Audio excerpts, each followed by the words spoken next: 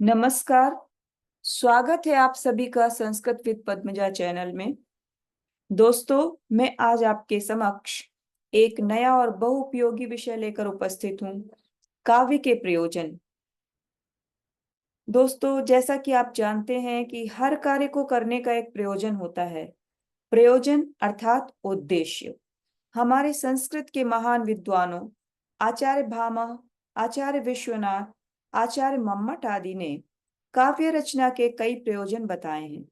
आज मैं आपको संस्कृत के महान विद्वान आचार्य मम्मट द्वारा रचित प्रसिद्ध ग्रंथ काव्य प्रकाश में उल्लिखित काव्य के प्रयोजनों पर प्रकाश डालूंगी। आचार्य मम्मट ने काव्य के 6 प्रयोजन बताए हैं जो सर्वसम्मत हैं, और आचार्य मम्मट ने एक ही कारिका में बड़े ही सरल और सुंदर ढंग से सारे प्रयोजनों का स्पष्टीकरण कर दिया है। वो कारिका है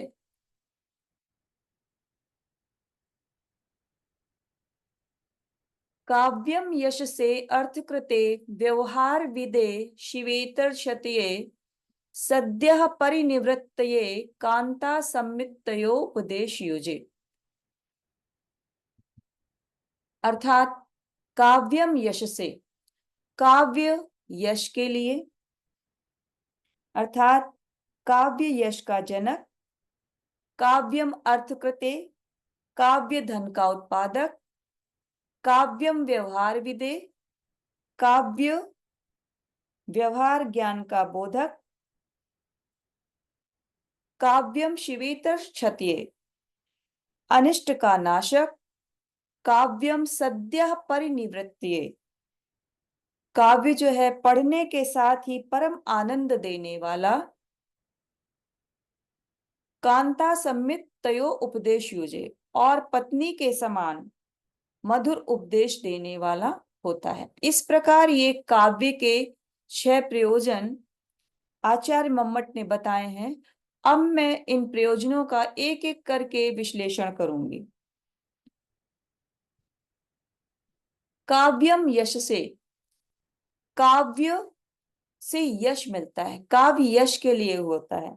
जैसे कालिदास आदि कवियों ने महाकाव्यों को लिखकर, नाटक को लिखकर अपनी रचनाओं के द्वारा ही महान कीर्ति को प्राप्त किया। कालिदास एक यशस्वी कवि माने जाते हैं जो कि विश्व प्रसिद्ध हैं। अभिज्ञान शाकुंतलम, मेघदूतम, कुमार संभवम आदि सारे ग्रंथ कालिदास के विश्व प्रसिद्ध हैं। इनको कौन नहीं जानता। इनके काव्यों की प्रशंसा विदेशी कवियों ने भी की है, विदेशी विद्वानों ने भी की है, और इनको इंडिया का, भारत का शेक्सपियर कहा जाता है। कालिदास को भारत का शेक्सपियर कहा जाता है। इस प्रकार कालिदास काव्य की रचना करके यशस्वी हुए, और इसी तरह बहुत से कवियों ने, बहुत से लेखकों ने अपनी रचनाओं के द्वारा यश को प्राप्त किया। तो इससे सिद्ध होता है कि काव्य यश के लिए होता है। काव्यम अर्थकृते, काव्य धन का उत्पादक है। आचार्य मम्मट ने अपनी कारिका में इन उदाहरणों द्वारा स्पष्ट किया है कि श्री हर्षादे धावकादीनाम इव धनम, अर्थात जैसे हर्ष आदि ने धावक आदि कवियों को पैसे देकर उनकी रचनाएं अपने नाम करा ली थी, अर्थात धावक आदि कवियों को अपने रचनाओं के द्वारा धन की प्राप्ति हुई थी।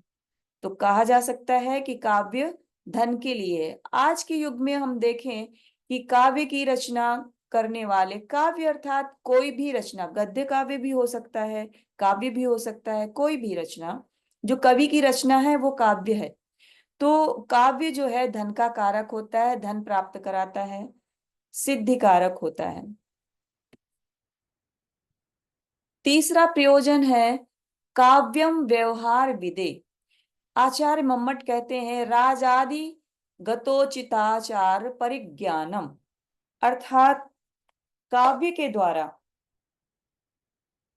काव्य के द्वारा व्यवहार ज्ञान की प्राप्ति होती है, व्यवहारिक ज्ञान की प्राप्ति होती है।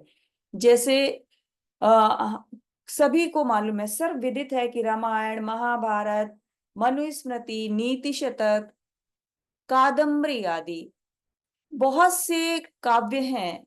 कादम्बरी को गद्य काव्य कहा जाता है। तो बहुत से काव्य हैं जिसमें राजा के कर्तव्य, मंत्री के कर्तव्य, भाई के कर्तव्य, व्यक्ति के कर्तव्य, ये सारे सब कुछ बताए गए। सभी आचार व्यवहार का ज्ञान दिया गया है, जिससे व्यक्ति अपने जीवन में सफल होता है, उनका पालन करके सफल होता है। तो व्यवहारिक ज्ञान के लिए भी काव्य की रचना होती है। चौथा है काव्यम शिवेतर क्षत्रिय।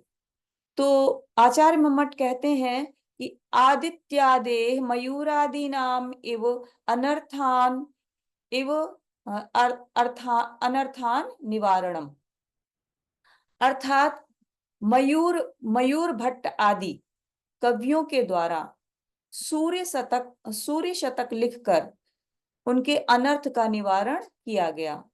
मयूर कवि थे जिनको, जो बाणभट्ट के साले थे और जिनकी बहन ने ही उनको किसी कारण से श्राप दे दिया था, कि कुष्ठ रोगी होने का श्राप दे दिया था। तो उन्होंने सूर्य देव की आराधना की और सूर्य शतक नामक ग्रंथ लिखा, जिससे उनके कष्ट का निवारण हुआ, उनका कुष्ठ रोग दूर हुआ। तो आचार्य मम्मट कहते हैं कि अनिष्ट के निवारण के लिए भी काव्य लिखा जाता है। वैसे भी आज के युग में हम देखें, सामाजिक जो होते हैं, आज के युग में भी जैसे महामृत्युंजय का जाप करते हैं कष्ट के निवारण के लिए। कोई भी कष्ट होता है तो हम ईश्वर की आराधना करते हैं, ईश्वर के श्लोक पढ़ते हैं, स्तोत्र पढ़ते हैं, तो उससे कष्ट का निवारण होता है। तो इससे ये भी सिद्ध होता है कि काव्य से अनिष्ट का निवारण होता है। चौथा, हाँ, पांचवा काव्य का प्रयोजन है काव्यम सद्यः पर निवृत्तये। तो ये इसके लिए आचार्य मम्मट कहते हैं अपनी कारिका में कि सकल प्रयोजन मौलिभूतम समनंतरमेव रसास्वादन समुद्भूतम विगलित वेद्यांतरम आनंदम। अर्थात ये जो है प्रयोजन, वो सभी प्रयोजनों का मुकुट है, मौलिभूतम मुकुट है, जिसे जैसे व्यक्ति इस संसार के सभी प्रकार के कष्टों को भूलकर, सभी प्रकार के विषयों को भूलकर यदि ईश्वर के सानिध्य में आता है तो वो परम आनंद की प्राप्ति करता है, परम आनंद की प्राप्ति करता है। तो इसी प्रकार जब व्यक्ति काव्य पढ़ता है, काव्य को पढ़कर अपने सभी कष्ट को भूल जाता है और तुरंत परमानंद की प्राप्ति करता है, तुरंत रसास्वादन होता है, रसानुभूति होती है और परम आनंद की प्राप्ति करता है। तो यह काव्य के प्रयोजन का सबसे बड़ा, सबसे महत्वपूर्ण प्रयोजन है, जो मौलिभूतम मुकुट के समान है। तो हमें काव्य पढ़ते समय हमें दीन दुनिया से मतलब नहीं रहता, हम सभी अपने कष्टों को, अपने विषयों को भूल जाते हैं और उसी में डूबकर परम आनंद की प्राप्ति करते हैं। यही काव्य का प्रयोजन है। छठवां प्रयोजन है काव्यम कांता सम्मितयो उपदेश युजे। अर्थात काव्य जो होता है पत्नी के समान उपदेश देने वाला होता है। आचार्य मम्मट ने 3 प्रकार के उपदेश बताए हैं। अपनी कारिका में स्पष्ट किया है कि प्रभु सम्मित शब्द प्रधान वेदादि शास्त्रेभ्य। अर्थात एक प्रभु सम्मित उपदेश होता है जो वेद आदि शास्त्र देते हैं। वेद आदि शास्त्रों से, वेद उपनिषद आदि से प्रभु सम्मित उपदेश उनको कहा जाता है, जिसमें कार्य तो बताया जाता है कि आपको ऐसा करना चाहिए, ऐसा करना चाहिए, और उसके बाद उसकी सजा भी उसमें बताई जाती है कि यदि आप ऐसा नहीं करेंगे तो ऐसा हो जाएगा।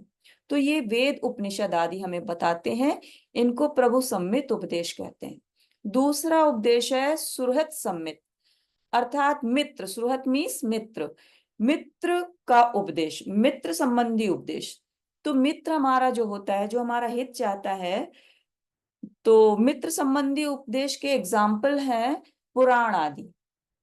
पुराण आदि, तो पुराण आदि जो है, हम उनसे जो उपदेश मिलता है कि हमें ऐसा करना चाहिए, ऐसा करना चाहिए, उनमें ये सजा नहीं बताई जाती, उसका परिणाम नहीं बताया जाता कि यदि आप ऐसा नहीं करेंगे तो ऐसा नहीं होगा, बल्कि बताया जाता है कि आप ऐसा करें। जैसे हमारा सच्चा मित्र हमें सच्चाई का रास्ता दिखाता है कि तुम्हें ऐसा करना चाहिए। लेकिन सबसे बड़ा उपदेश जो होता है, सबसे महत्वपूर्ण उपदेश जो होता है, वो पत्नी द्वारा दिया होता है। पत्नी जिस प्रकार मधुर मधुर रूप से हमें किसी काम को करने के लिए प्रेरित करती है, और यदि हम भूल जाते हैं तो बार बार प्रेरित करती है, वो भी बहुत मधुरता से, कि हमें बुरा भी नहीं लगता और वह काम भी हो जाता है। इसी प्रकार काव्य के जो उपदेश होते हैं वो पत्नी के उपदेश के समान मधुर होते हैं। तो पत्नी के उपदेश के समान मधुर उपदेश देना काव्य का प्रयोजन होता है। तो हमने पढ़े काव्य के ये 6 प्रयोजन, जो आचार्य मम्मट ने बड़े ही सरल ढंग से हमको बताए। तो एक बार फिर देख लेते हैं कि काव्यम यशसे, काव्य अर्थ के लिए, काव्यम यशसे, काव्य कीर्ति के लिए, काव्यम अर्थकृते, काव्य धन के लिए, काव्यम व्यवहार विदे, काव्य व्यवहारिक ज्ञान के लिए, काव्य शिवेतर शतीये, काव्य अनिष्ट को नष्ट करने के लिए, और काव्य तुरंत परमानंद की अनुभूति करने के लिए, और काव्य कांता पत्नी के समान मधुर उपदेश के लिए होता है। तो ये काव्य के प्रयोजन थे। आशा करती हूँ आप सभी को काव्य के प्रयोजन बहुत अच्छी तरह समझ में आ गए होंगे। यदि मेरा ये वीडियो आपको अच्छा लगा हो, उपयोगी लगा हो, तो प्लीज लाइक और सब्सक्राइब करें। धन्यवाद। पुनर्मिलामः। जयतु संस्कृतम, जयतु भारतम।